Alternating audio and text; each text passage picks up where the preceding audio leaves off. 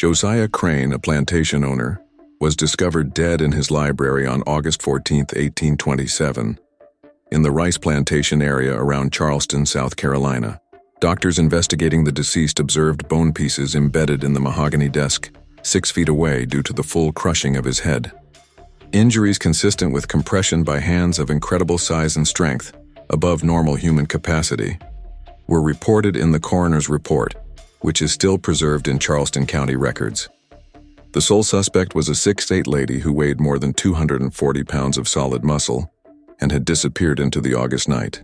Local historians have been debating whether Sarah Drummond was a genuine person or just a myth created out of fear and remorse for almost 200 years.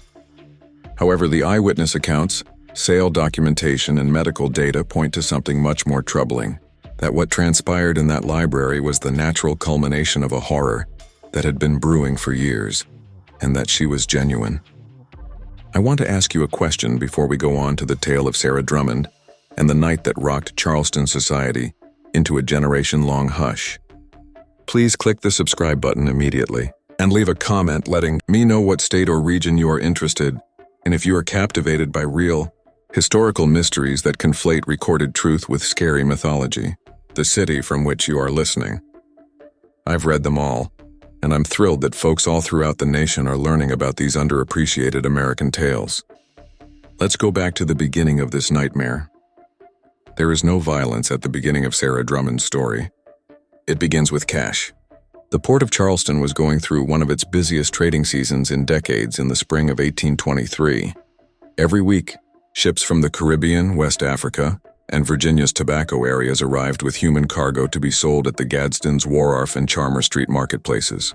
The city of Charleston was more than just a port. In the American South, it was the center of the domestic slave trade, where people made fortunes by buying and selling human beings with the same casual efficiency as rice barrels or cotton bales. Charleston was surrounded by rice plantations, which were especially cruel establishments. Rice farmers had to stand in water for hours at a time in swamps full with venomous insects and malaria-carrying mosquitoes, unlike the cotton fields farther inland. Alligators and snakes. Enslaved laborers on rice plantations had a startlingly high fatality rate. According to historical estimates, around 30% of enslaved laborers in the rice fields perished in their first year of employment. Plantation owners had to continuously hire new laborers to replace the deceased, since the work was so hazardous, tiring, and risky. This led to a bizarre economy. In search of robust, healthy laborers who could endure the cruelty of the rice marshes, slave dealers searched the southern states. Every now and then, they discovered something out of the ordinary that would command a remarkable price. Caleb Rutherford, a slave dealer, brought a cough of 37 individuals he had bought in Virginia and North Carolina to Charleston in March 1823.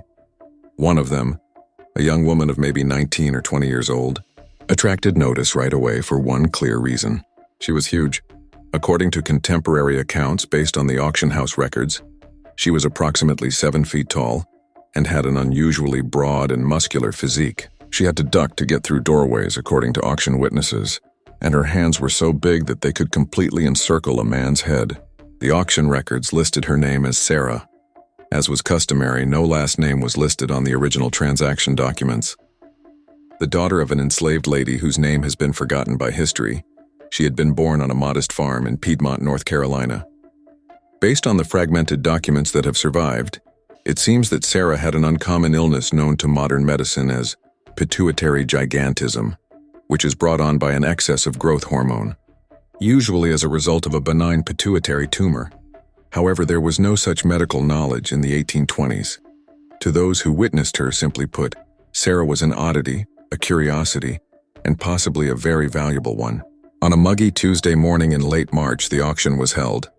Planters, businessmen, and curious bystanders who had heard tales of the enormous woman crowded the Chalma Street auction house.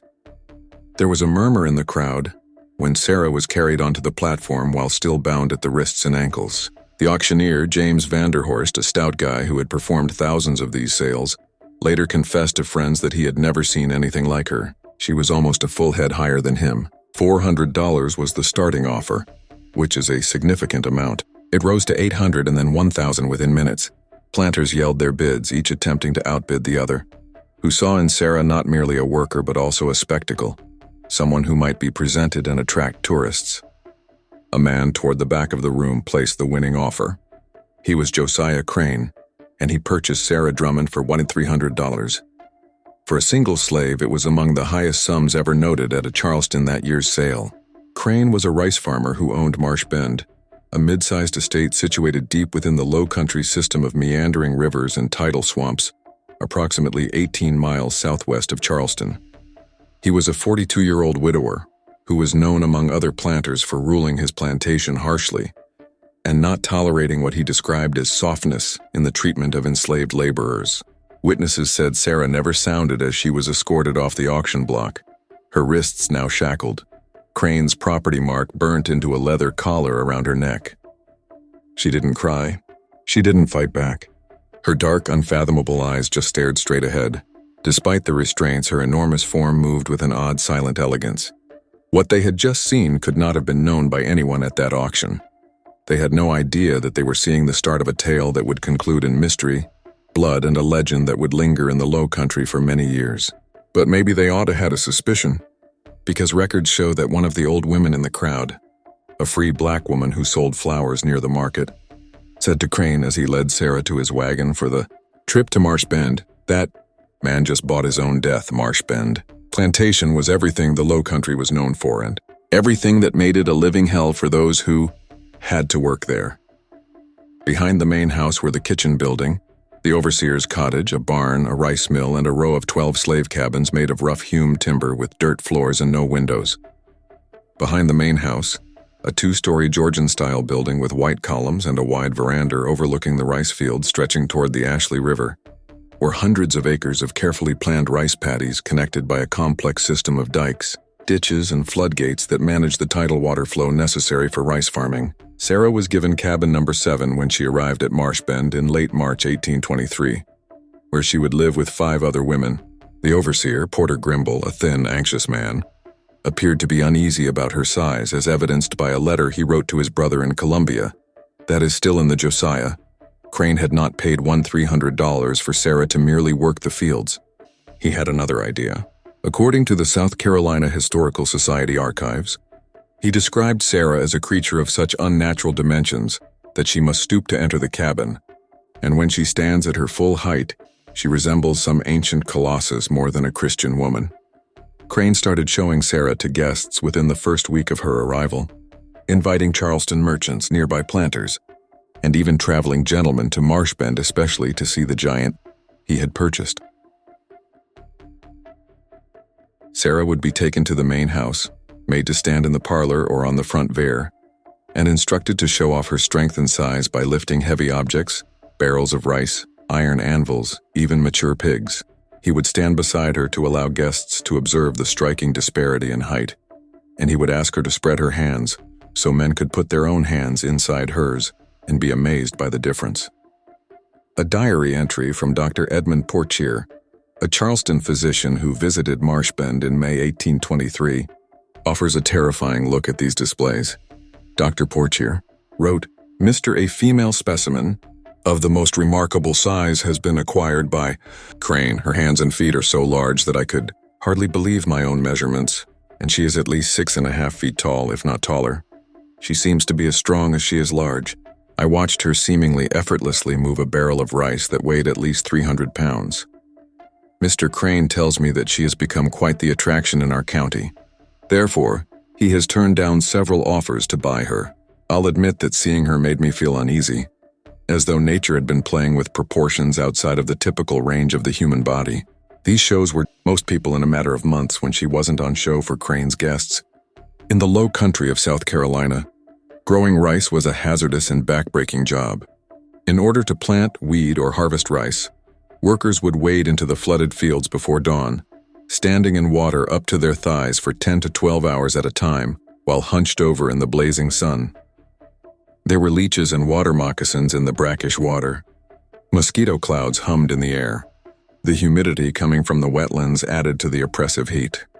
Because of her exceptional size, Sarah was both a target and an asset. She was capable of carrying things that would normally take 2 or 3 workers. She was capable of using the bulky wooden pestles that were Even the overseer was amazed by the speed and force with which they threshed the rice. But she was also exposed because of her prominence. Not because she had done anything wrong, but because punishing someone of her size sent a message that no one was beyond his reach.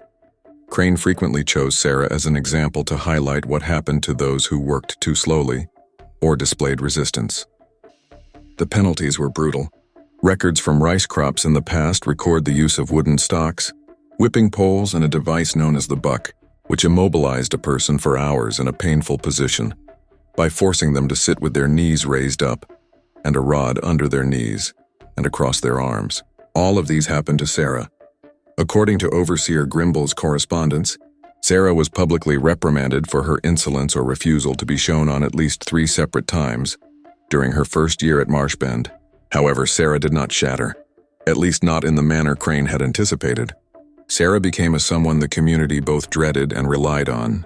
According to testimony from other enslaved persons at Marshbend, testimony that would only be gathered years later under very different circumstances, she moved the enormous floodgates that regulated the water, using her power for the most difficult jobs, flow into the rice fields, transporting boats out of the water and carrying timber for repairs. However, she was also there to protect. She allegedly stepped between an overseer's whip and a child who was too young to work, but she was still beaten.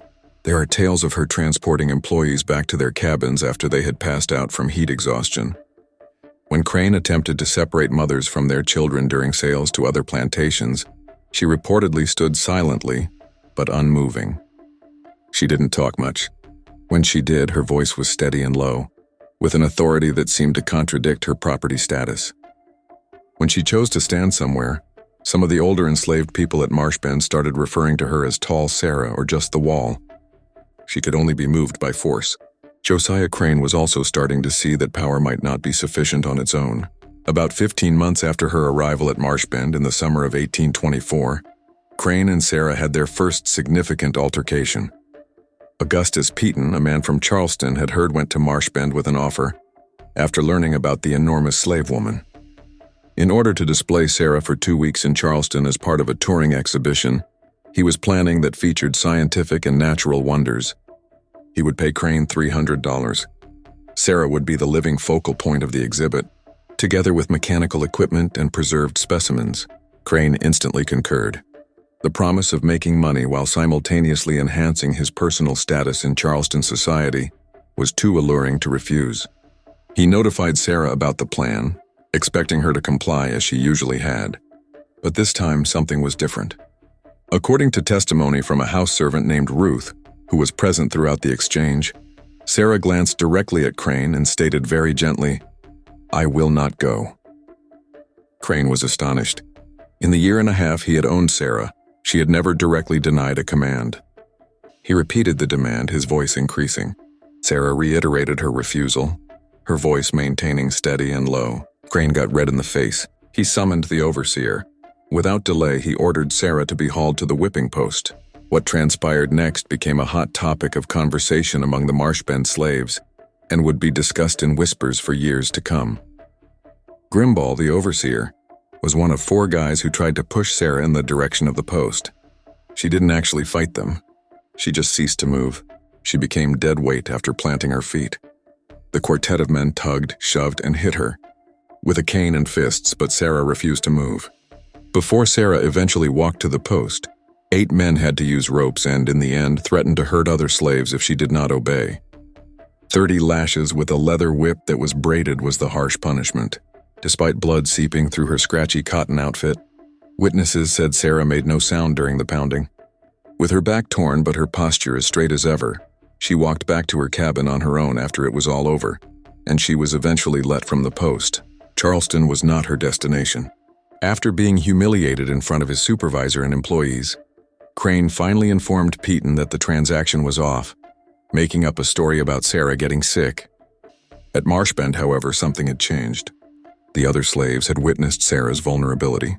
Indeed, but they had also witnessed her ability to subdue Josiah Crane.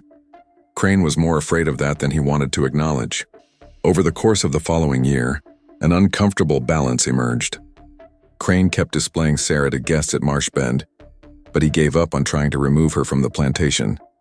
Sarah's quiet, unyielding strength was still there as she worked the crops. Although the punishments persisted, they grew less frequent, as though Crane realized that each one undermined rather than strengthened his authority. However, something else was developing beneath the surface of that everyday routine, something that would alter everything and come to a horrible realization on a steamy August night in 1827. Because Sarah got pregnant in the spring of 1826, although Sarah's child's father was never formally identified, other Marshbend slaves' testimonies provide a consistent account. Marcus was his name. He was a man in his 30s who was employed on the plantation as a carpenter, competent in the complex woodworking needed to keep the floodgate and rice mill systems operating. Marcus had come to Marshbend 2 years before to Sarah's acquisition from a Georgetown estate sale.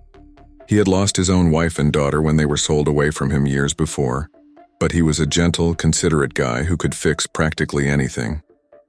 According to all accounts, Marcus and Sarah's relationship began out of respect for one another, rather than a strong desire for one another.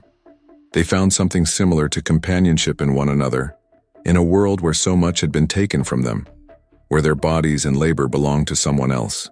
After work was finished in the evenings, they would sit together and talk quietly outside the cabins. Marcus would share with Sarah the locations he had visited and the things he had constructed. Sarah would listen. She had been affected so much in her childhood that she could hardly recall the face of her own mother.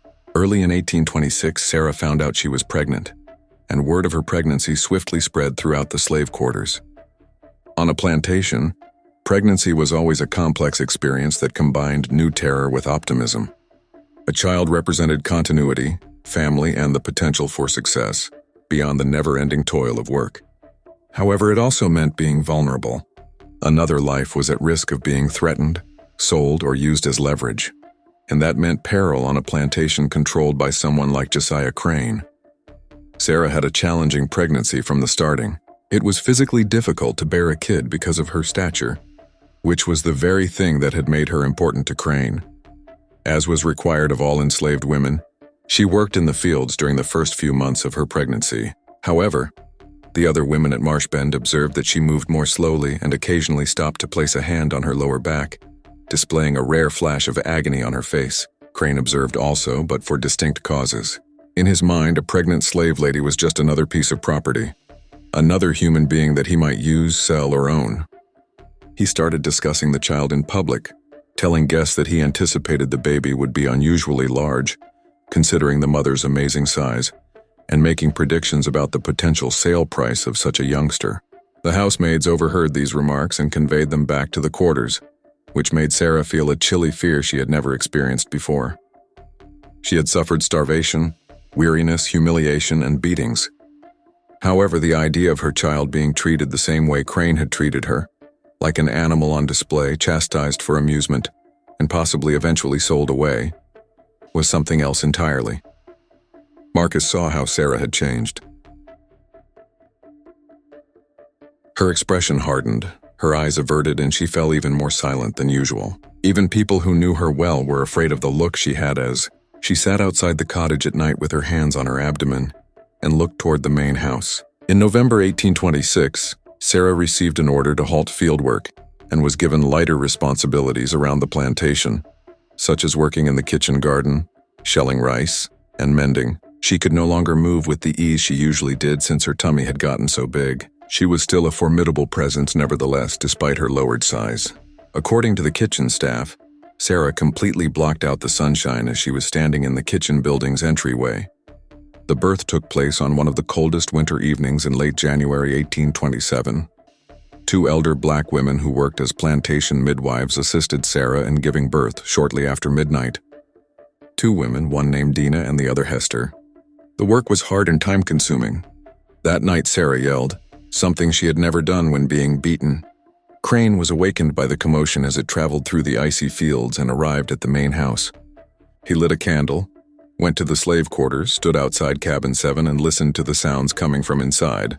According to his own later statement, the infant was born just before daybreak, born a boy. He weighed about 11 pounds, which was heavy for a newborn, but he looked healthy and normal else. Hester would later testify when the infant wailed. For the first time in Marshbend's history, Sarah broke down in tears, whispering words that no one else could hear. She hugged her son against her bosom and studied his face and small hands. Soon after the birth, Marcus was given permission to enter the cabin.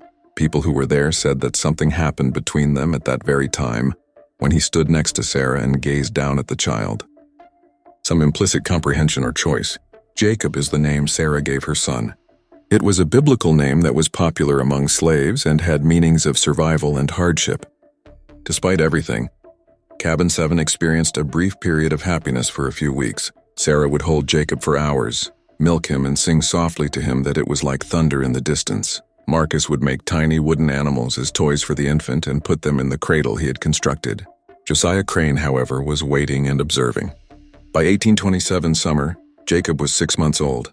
He was already bigger than most newborns his age, growing rapidly, and had started to smile and grab for objects with plump hands. Sarah had gone back to work, albeit with less labor than before, primarily in the vicinity of the plantation buildings. Whenever she could, she carried Jacob on her back or hip while working, making sure he was never far from her sight. Using leftover wood and his expertise, Marcus had constructed a better cottage for them, adding a little window with shutters and a real door with a latch. They had it even if it was still a slave shack with almost any shelter, and they attempted to create something like a family within those ramshackle confines. However, Josiah Crane's financial situation was getting worse in Charleston. The market for rice had been erratic, for Crane had made some terrible investments in a shipping business that failed after a number of years. He had several debtors and they were getting more demanding. By July 1827, Crane was in danger of losing Marsh Bend completely if he was unable to raise funds in a timely manner. In his mind, the answer was straightforward. Sell a portion of his slave labor. He could pay off enough debt to stabilize his situation and sell 5 or 6 people. Which ones to sell was the question. Nathaniel Gadden, a slave dealer, arrived at Marsh Bend on a muggy Tuesday afternoon in early August. Gadden was renowned in the market in Charleston, a guy whose specialty was buying slaves from bankrupt planters and reselling them at auction, or to plantation owners in Georgia and Florida further south. He was known for negotiating hard prices and not giving a damn about the fate of the families he bought. Crane and Gadsden inspected the enslaved workers on the property for several hours. Talking about their ages, abilities, and possible costs, Gadsden paused and gazed at the scene near the kitchen garden, where Sarah was working while Jacob slept on her back in a fabric sling. A small boy named Peter, who was supposed to be carrying water but had hid behind a pile of wood close enough to hear, overheard the conversation that ensued. The only direct description of what happened is found in Peter's testimony, which was delivered many years later. It was stated, "Is that the huge woman I heard about, Gadden, Lord Almighty? Sarah, who is 6'8" and my strongest employee, is that Crane?" Gadden with her son Crane, who is around 6 months old. Gadden approached and circled Sarah as her face was expressionless as she carried on working. Jacob seemed to be of special interest to him. "How much for the kid, Gadden?" Sarah's hands came to a standstill. Her whole body became rigid, but she didn't turn around. "A Crane. It hadn't occurred to me to sell him individually." Gadsden. "In Savannah, I have a buyer. A wealthy family is searching for a domestic helper that they can train from birth. They spend a lot of money on kids. Easy work. Favorable circumstances. For that infant, I could pay you $400 now." A protracted hush ensued. Sarah was still holding her hoe when she slowly turned to face them, her face completely blank. "Today, Crane, 400 Gadsden. Money, I'm leaving this afternoon and he's going with me." According to Peter, Sarah made an animal-like noise in her throat but remained silent. Crane glanced at Gadsden and then at her. "I need you, Crane, to think about this." But the truth was obvious to everybody who listened to that talk. In order to maintain a 6-month-old infant on his plantation, Josiah Crane required $400 more than he actually needed. It was only a question of time. Sarah and Marcus conversed in hushed tones that evening in Cabin 7 till long after dark. Their exact words are unknown, but the choice they made would have a lasting impact on history. On August 13, 1827, the following morning, Marcus was no longer there. All he had taken with him was the clothing on his back when he disappeared during the night. A guy in slavery fleeing from a plantation was quite risky, but it was not uncommon. They patrolled the highways. Slave catchers used dogs and weapons to operate throughout the Low Country. Runaways who were captured suffered cruel punishment. However, Marcus wasn't running by himself because Sarah had stitched the lining of his coat there. She was accompanied by a letter and a thorough map that Marcus had created of the plantation, the neighborhood, and the route to Charleston. The letter explained that Josiah Crane was preparing to sell an infant kid and begged for intervention, help, or anything that could stop it. It was sent to anyone in Charleston who might be able to assist. The strategy was desperate and most likely doomed to fail. However, that was their only strategy. Marcus vanished, and Crane was notified shortly after sunrise. He reacted explosively. He gave Overseer Grimball instructions to immediately form a search party and call the slave patrol to dispatch riders to Charleston to keep an eye on the highways. Over the morning, the plantation was in disarray as men on horseback dispersed over the fields and swamps in search of Marcus. About 8 miles from Marsh Bend, shortly after midday, they discovered him attempting to cross a creek. Marcus had made a path through the soft dirt by the lake, and the slave patrol had dogs. They returned him to Marsh Bend, still alive but bound with ropes and suffering from dog attacks on his arms and legs. Though the tales differed depending on who was speaking and when, what transpired next became the focus of testimony in several court cases over the ensuing months. Crane commanded Marcus to be carried right away to the whipping post. He declared that the penalty would be harsh and that he would personally inflict it, enough to warn anyone else who might think about running. The whole slave population was compelled to assemble and observe. Sarah was forced to hold Jacob while standing in the front. Even by the standards of the period and location, the punishment was severe. A thick leather whip is used to give 50 lashes. Marcus' shirt was ripped off and he was bound to the post. Crane used all of his strength when he swung the whip himself. After the 5th lash, Marcus's back was covered in blood. His skin was ripped apart in several places after the 10th. Following the 20th, he had ceased.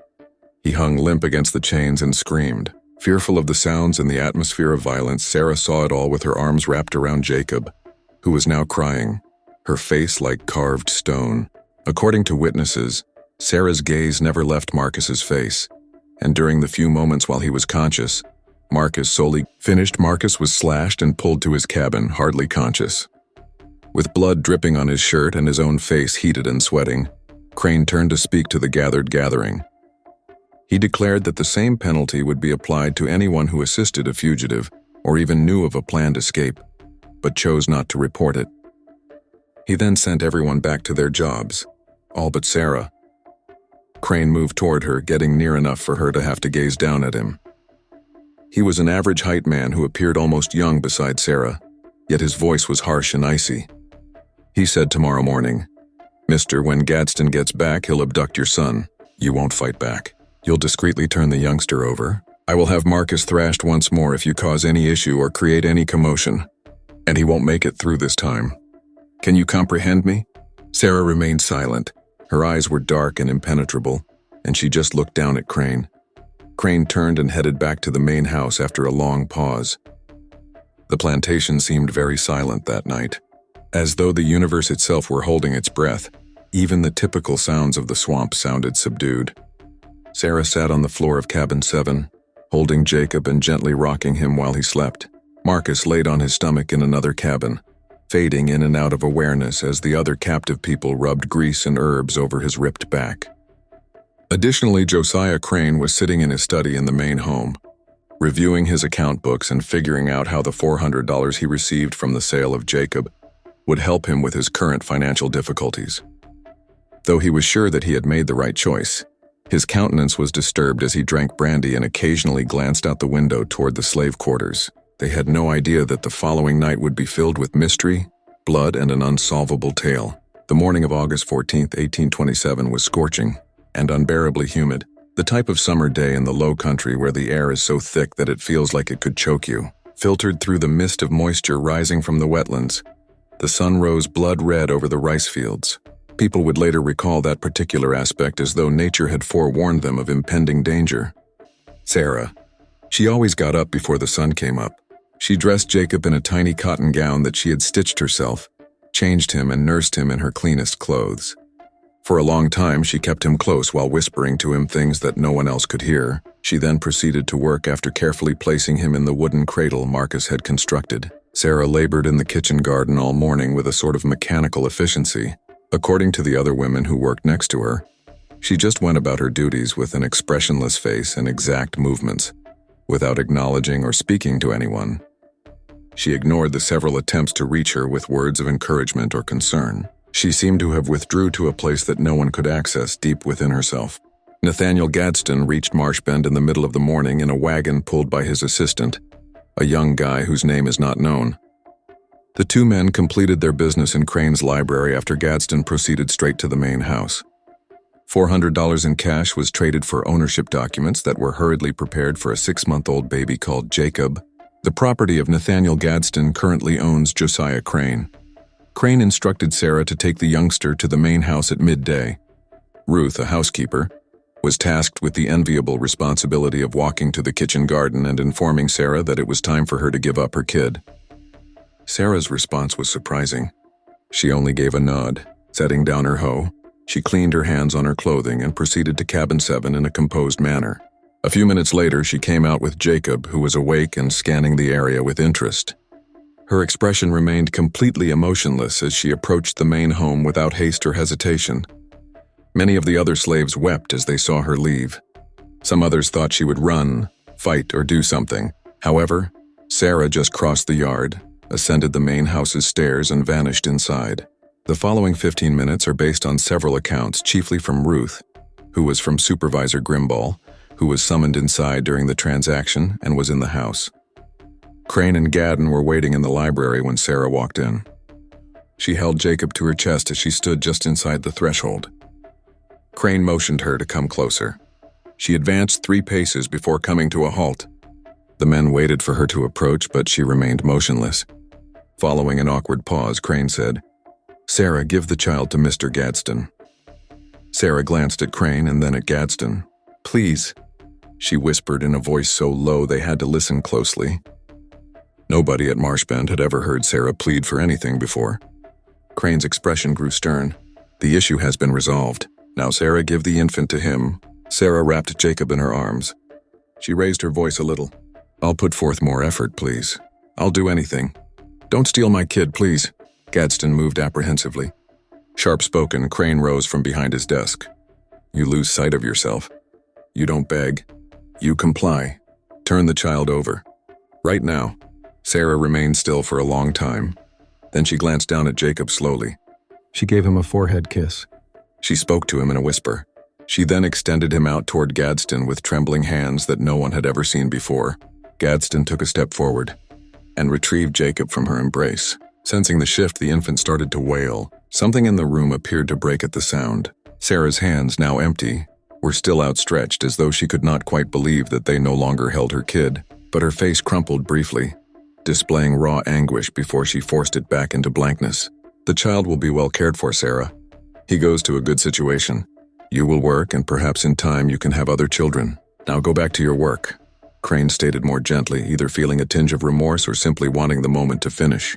In the afternoon, Gadsden left Marshbend with Jacob wrapped in a blanket in the wagon, sobbing for his mother, and Sarah lowered her hands slowly, looking at Crane with an expression Ruth would later describe as being beyond hatred, beyond despair, something cold and final. Then she turned and walked out of the library, out of the main house, and back toward the slave quarters.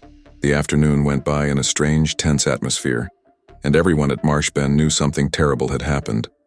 But the routines of plantation life went on, and the work had to be done. Sarah was seen standing near cabin 7, watching the wagon roll down the long driveway toward the main road, and she remained motionless for almost an hour after the wagon had vanished from view. Since the rice would not harvest itself, people went back to work in the fields, going through the motions mechanically while their thoughts were elsewhere. Sarah went back to work, but something had changed. According to several witnesses subsequently testifying, her movements seemed to she worked steadily through the afternoon, refusing food when it was offered and speaking to no one. When the sun started to set, painting the sky in deep oranges and purples, she finally stopped working and walked to the cabin where Marcus lay, recuperating from his beating. She went inside without knocking and sat next to his pallet. Her work was different, more deliberate, almost ritualistic. Others in the cabin who pretended to sleep but listened testified that Sarah and Marcus talked in low tones for almost an hour, the precise words never being recorded. But the tone was described as final, as if they were saying goodbye. Marcus was awake, his face drawn with pain, but his eyes alert. When Sarah finally got up to go, Marcus said something that many people could clearly hear. "You do what you have to do." As darkness fell, Sarah went back to cabin 7 and skipped the evening meal. Marcus reached out and took Sarah's hand in his, and they sat like that in silence for a long time. With her back to the wall, she sat on the floor, gazing at the empty cradle Marcus had constructed, her face lit by the faint glow of a single candle. At about 9 o'clock, she got up, extinguished the candle, and walked out of the cabin, leaving a few witnesses to her crossing the plantation grounds to the main house. One guy, an old field worker named Solomon, subsequently said that he called out to her asking where she was going, but Sarah did not respond, just continued walking. Her figure was obvious, even in the darkness, towering and gliding with that peculiar calm grace. At around 9:30, the main house at Marsh Bend was quiet that night, with Crane dismissing most of the house servants earlier than usual, leaving only Ruth and one other servant, an older man named Isaac who served as butler. Crane himself was in his library, the same time that Sarah Drummond entered through the kitchen door, according to the clock that would later be found stopped at that exact time in Crane's library. Ruth was upstairs in one of the bedrooms, turning down the bed and getting the room ready for the night. Isaac was in the kitchen building, which was separate from the main house as was typical in plantation architecture, finishing the cleaning, and Jacob was in the room where he had taken him from Sarah's arms just 9 hours earlier, working on his account books, occasionally sipping from a glass of brandy, reviewing the entries that now included $400 from the sale. The events of the next few minutes have been reconstructed from physical evidence, the testimonies of those who arrived shortly after, and the testimony of one key witness, Ruth, who heard sounds from downstairs and came to investigate. Neither of them witnessed Sarah enter through the kitchen door and proceed through the darkened house toward the library. She heard Crane's voice raised in anger but not quite shouting, days later to the Charleston magistrate. The tone was unmistakable, but she could not make out the words. And then she heard a much lower voice, which she instantly recognized as Sarah's. Ruth began to descend the stairs, moving quietly, unsure of whether or not to step in. She heard Crane yell, "How dare you enter this house?" as she got to the bottom of the stairs. "I'll whip you till you can no longer stand, so get out now. The child is sold. The matter is finished." Crane shouted again after Sarah's remark, which was too quiet for Ruth to hear clearly. There was a sound that Ruth described as furniture scraping, like a chair being abruptly pushed back, and then Crane's voice again. But this time it was higher. "You have no rights here. You own nothing, not even yourself." Terrified but driven by some instinct she could not identify, Ruth stepped back until she could see through the slightly open library door. "Stay back, do not come closer. I am warning you." She would later say that what she saw would haunt her for the rest of her life. Sarah stood in the middle of the library, her head almost touching the ceiling. Crane backed against his desk, his face pale, one hand reaching behind him as though looking for something, the lamp on the desk casting wild shadows that made Sarah's figure appear even larger, almost inhuman in its proportions. "I want my son back," said Sarah in a perfectly steady, quiet voice. "Impossible," responded Crane. "He is sold. The law is on my side.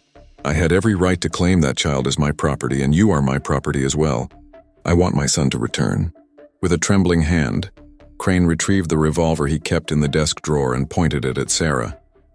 "If you take another step, I'll shoot you," he said. Sarah glanced at the revolver, then took a step forward. "Stop!" Crane's voice trembled.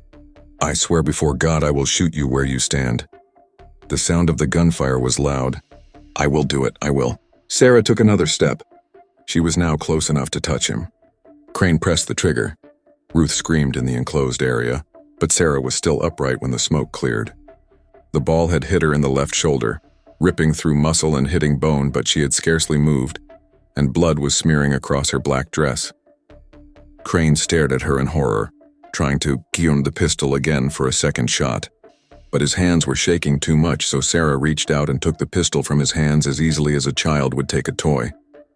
The lamplight revealed no pain on her face, only that same awful blank determination. "Where is my son?" she asked, tossing it across the room, where it hit the wall and clattered to the floor. "I don't know," Sarah said. Crane had nowhere to go and was now pressed up against the desk. "Gadsden stole him. I promise I have no idea where." Sarah stood for a long time staring down at Crane, her shoulder leaking blood pattering on the floor. "You took everything from me. You took my body, my work, my dignity, my child. You took everything. What do you have left to do?" she said again. her voice so low that Ruth could hardly hear her. "Take? Please," Crane muttered. "I can find him. I can get him back. I can." But Sarah was no longer paying attention. So she extended both hands and grabbed Crane by the head with her huge hands, encircling his skull in the manner of holding a melon. Crane attempted to scream, but the sound was abruptly interrupted. Ruth spun around and fled, running across the yard from the house while yelling for assistance behind her. By the time Overseer Grimball and 2 other men reached the main house maybe 3 minutes later, the library was quiet, and they cautiously entered, Grimball carrying a rifle, expecting violence. She described the sound she heard as being like a pumpkin being smashed, followed by the heavy thump of something large falling to the floor. They discovered something worse than violence, finality. Josiah Crane lay on his back on the floor next to his desk, his eyes open and staring at nothing, his head deformed, smashed so violently that blood and brain tissue splattered across the desk and books around. The physical evidence was clear. Sarah was gone. The window behind the desk, which overlooked the wetlands at the rear of the property, was open. He had been killed by compression by hands of remarkable size and power, which squeezed his head until it broke and fell inward. The men stood in stunned silence for a while, trying to make sense of what they were witnessing. Then Grimald took command, sending one man to ride to Charleston right once to notify the authorities of the blood trail that extended from Crane's body to the window and out into the darkness beyond. In order to preserve the scene, he posted guards at the main house and dispatched another to assemble all the enslaved men to form a search party. But Grimald knew deep down that they would not find Sarah Drummond because the wetlands surrounding Marshbend were large, dark, and dangerous. Since Sarah had just slain a white plantation owner in front of a witness and had nothing left to lose, a person who knew them well could vanish into that wilderness and never be found. The search started within an hour, but it was a confused and chaotic one. They found the blood trail with ease, with droplets leading away from the house into the rice fields and then toward the treine, with torches and dogs dispersed into the swamps, calling out and crashing through the underbrush. However, the trail vanished at the edge of the swamp because the ground was too wet, too tangled with vegetation, and in the darkness, there was no way to be certain of anything. They searched all night and found nothing. No clothes, no body, no indication that Sarah had been there at all, save for that blood trail that ended at the edge of the swamp, like a line in the sand. On August 15th, as dawn broke, if this story is chilling you, share this video with a friend who enjoys dark mysteries. Hit the like button to support our content. And don't forget to subscribe to never miss stories like this. Searchers returned to Marshbend exhausted and empty-handed, just as we thought the horror at Marshbend had ended. But the investigation turned up something that would haunt Charleston society for generations. The mystery of Sarah Drummond was just getting started, so let's find out together what happens next. On the afternoon of August 15th, Charleston authorities, led by a magistrate named William Huger, arrived at Marshbend with the sheriff, 2 deputies, and a doctor named Dr. James Pelo. Dr. Prelo's examination of Josiah Crane's body was thorough and unsettling. His official report, which is preserved in the Charleston County Archives, describes injuries consistent with massive compression force applied to the cranium, resulting in multiple fractures, brain hemorrhage, and immediate death. What they discovered was a plantation in chaos, with the overseer overwhelmed, the enslaved community terrified and silent, and a crime scene that defied easy explanation. The doctor pointed out that the marks on Crane's skull matched fingers of unusual width and length, and that the force needed to cause such injuries would be too great for most men, requiring extraordinary strength. The investigation's initial focus was on finding Sarah, but as the days went by and she was nowhere to be found, the authorities started interviewing everyone at Marshbend, and the testimonies they gathered painted a troubling picture of both Sarah and life on the plantation. Isaac, who heard the gunshot and saw Sarah's bloody trail leading from the house, supported Ruth's testimony about what she had seen, despite her obvious fear of the consequences. Other enslaved people also testified about Sarah's strength, size, years of abuse, and the sale of her child the morning of the murder. The gunshot wound was discovered. Uncomfortable legal questions concerning self-defense were raised when the authorities discovered the pistol, where Sarah had thrown it, and the ball lodged in the wall behind where she had been standing. This meant that Crane had shot Sarah before she killed him, and the question of whether an enslaved person could claim self-defense against their owner was raised. He was still recovering from his beating, barely able to sit up. But the authorities suspected Marcus knew something about Sarah's whereabouts. Marcus insisted that he had been in his cabin all night, too injured to move, and that he had no idea what Sarah had done until he heard the commotion afterwards. The law said no, but the situation made even the most seasoned magistrates uneasy. His story was corroborated by a number of other enslaved people, and the authorities were forced to believe it despite their suspicions. The public's response to the murder was intense and divided, with the plantation-owning class feeling both outrage and fear as word spread throughout Charleston and the surrounding low country. What did it indicate for the stability of the entire system if an enslaved woman could kill her master without consequence and then vanish? Emergency meetings were held, patrols were stepped up, and the mobility of enslaved persons was subject to new limitations. But among other, the story took on different dimensions for different communities, especially free black people and those who opposed slavery. For some, Sarah became a symbol of resistance. For others, it served as a warning about the inevitable violence that resulted from slavery. And for still others, it was just a mother who had been pushed beyond her breaking point. The search for Sarah lasted for weeks, spreading far and wide. Beyond Marsh Bend, slave catchers were employed. Rewards were advertised, and reports of a lady who resembled Sarah were received from all over the area. One woman of exceptional height was spotted close to the Santee River. There were reports of a tall lady requesting food at a backcountry church, and a big woman seen on a road heading north toward North Carolina. But none of these sightings were ever verified, and when authorities followed up, they discovered nothing.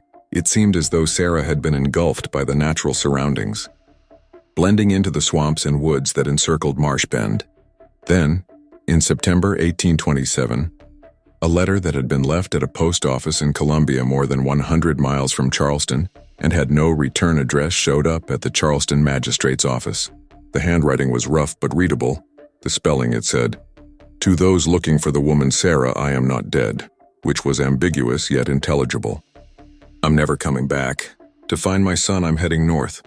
A guy will suffer the same fate as Josiah Crane if he attempts to stop me. Don't follow me."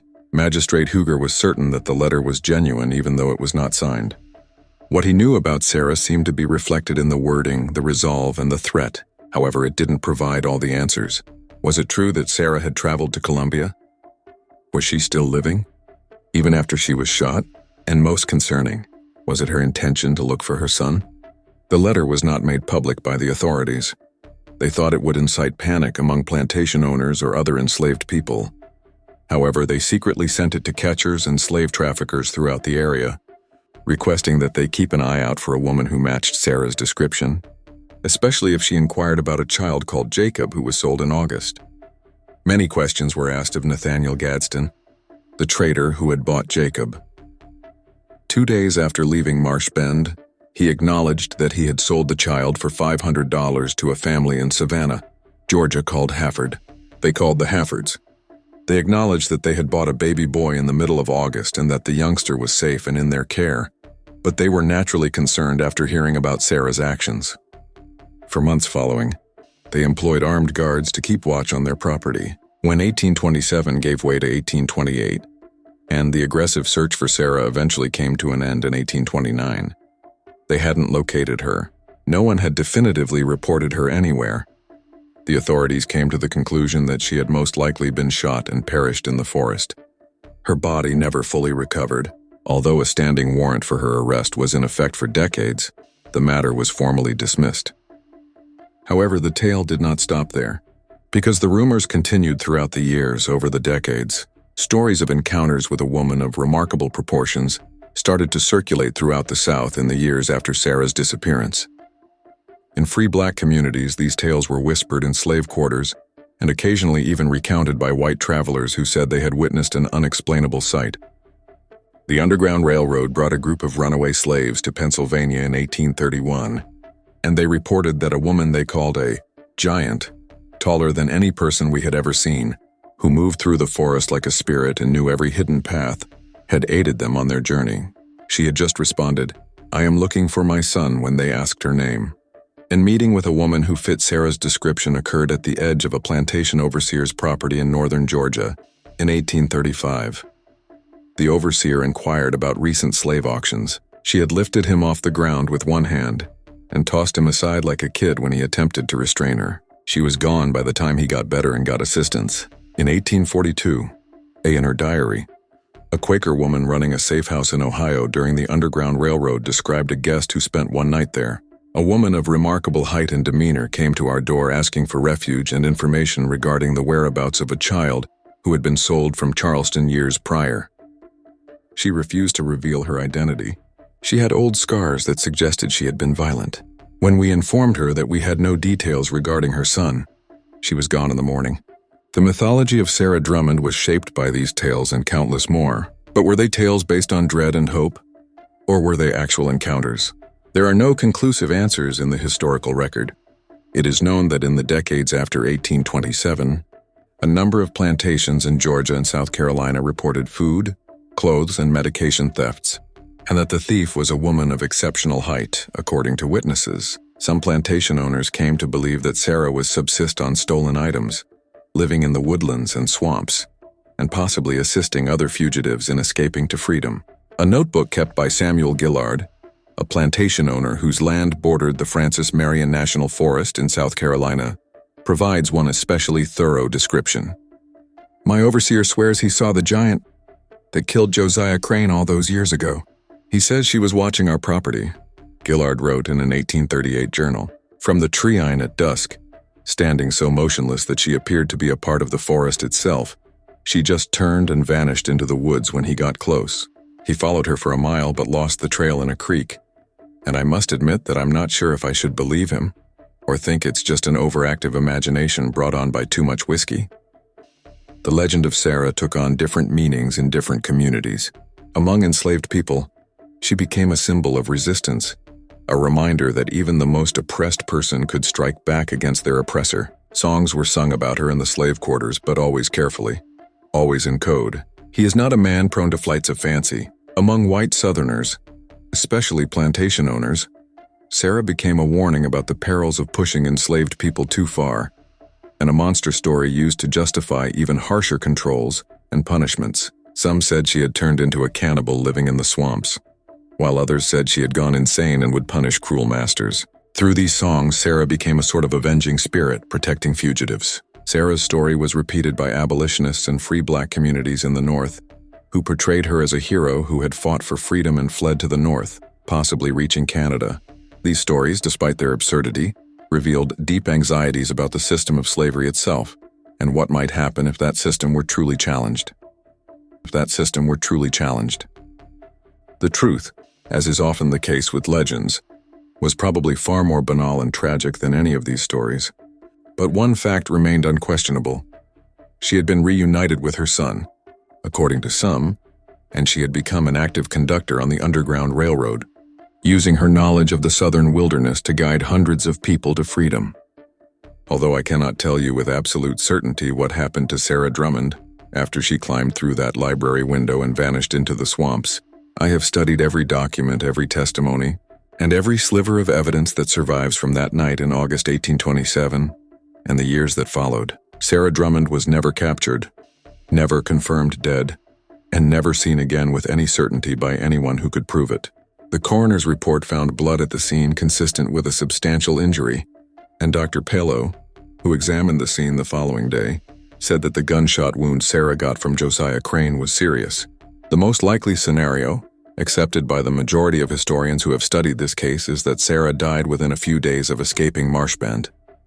She had no access to medical care, was a fugitive in a hostile environment, and was actively being hunted by men with dogs and weapons. Without medical treatment, such a wound would likely lead to infection and death within days or weeks. Her body, if she died in the deep swamps, would have been swiftly consumed by the ecosystem, alligators, wild pigs, and the straightforward process of decomposition in that hot, wet environment, and within weeks there would have been nothing left to find. She most likely made it some distance into the swamps, possibly following waterways where dogs could not track her scent, but she ultimately succumbed to her wound. The letter received in Colombia was real, but there are some details that do not quite fit this tidy explanation. This explanation explains why there were never any confirmed sightings of Sarah, why the authorities never discovered any conclusive evidence of her continued existence. and why the blood trail from Marshbend ended so abruptly. The reports from the Underground Railroad operatives are also hard to completely discount. These were serious individuals dedicated to their cause, not inclined to spread false information. Someone wrote it, someone who knew details about Sarah that were not known to the public.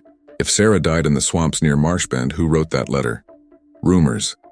They did not use public statements intended to inspire or mislead when they reported encounters with a woman who fit Sarah's description. Instead, they used private correspondence and personal diaries. And there is one more piece of evidence which I have saved for last because it is possibly the most fascinating and the hardest to confirm. In 1889, 62 years after the death of Josiah Crane, a doctor in Dr. Robert Hayes of Philadelphia was caring for an elderly black patient in her sickbed. As the patient neared the end of her life, she told Dr. Hayes a story about her mother, a large, escaped slave from South Carolina, who had murdered her owner in the 1820s. In a letter to a colleague, Dr. Hayes wrote about this conversation, noting that he had discovered the woman's story. The woman said her mother had lived in the wilderness for years before finally making it north with the aid of Quaker abolitionists and free black communities. She said her mother had spent over 10 years looking for her first child, a son named Jacob, but had never found him. Eventually, she had settled in Pennsylvania, adopted a new name, and lived quietly until her death in 1867. Remarkable, but impossible to verify. The letter was found in 2003 by a historian studying Philadelphia's medical practices during the Civil War. The woman herself passed away 2 days after their conversation, and Dr. Hayes never found out her name or tried to look into her claims. Could this woman have been Sarah Drummond's daughter? We will never know for sure whether Sarah actually survived, escaped, or lived to old age in Pennsylvania, because the evidence is too scant, too circumstantial, and too far apart in time. However, we do know what happened on the night of August 14, 1827 in that Marshbend library, and it is undeniably real and documented. After being treated like property, displayed as a curiosity, worked herself to the bone, beaten and humiliated, we know that a woman eventually had nothing left to lose. We know that something inside her broke when her child was taken away from her, when the last thing she cared about was ripped from her arms and sold for $400, crystallized into something hard, final, and unstoppable. We know that Sarah vanished and was never found, that Josiah Crane died that night with his skull crushed by Sarah's bare hands, and that for almost 2 centuries people have wondered, argued, and told stories about what actually happened to the giant slave woman of Charleston. Whether she died in those swamps or lived to old age in Pennsylvania, Sarah Drummond became more than one woman. The truth is likely simpler and sadder than the legends, but the legends endure because they touch on a basic aspect of the human spirit and what happens when that spirit is pushed beyond endurance. Perhaps this is why her narrative has endured, even when the facts themselves have grown ambiguous. Because we want to think that Sarah survived. She became a symbol of resistance, of maternal love, of the breaking point where tyranny turns into wrath and rage into action. We want to think that she found her son, or at least that she was free for a few years before she passed away, and that someone who endured so much hardship and resisted so strongly was rewarded with something other than a lonely death in a swamp. However, history does not deal with what we would like to think. Rather, it deals with what actually occurred, what can be recorded and confirmed. The established fact is that after killing Josiah Crane on August 14, 1827, Sarah Drummond disappeared from history as if she had never been alive. However, the sale records show that she was alive.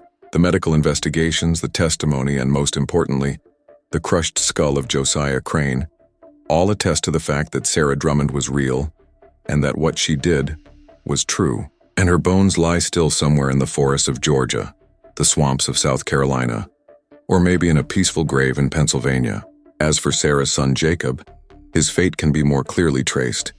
According to records, he was raised as a house servant by the Hafford family of Savannah, lived until 1891, died at the age of 64, and was laid to rest in a small cemetery outside of Savannah.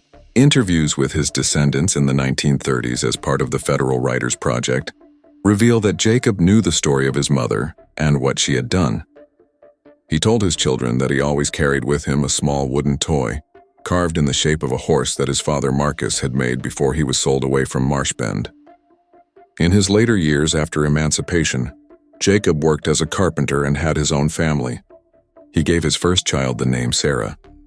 This riddle demonstrates that even during the most bleak times in American history, some people refused to be dehumanized, who battled against insurmountable circumstances, and who, because they dared to oppose, they became legendary. How do you feel about this tale? Do you think Sarah is real? Did she perish in the swamps close to Charleston, or did she live and make it north? Do you believe that the 1889 doctor's story was true, or merely another wishful thinking legend? Post a comment below. Please subscribe and click the notification button if you like this story and would like to see more horror stories based on actual American history. Bell, and tell someone who enjoys riddles that straddle the boundary between established truth and timeless myth. Look you in the upcoming video.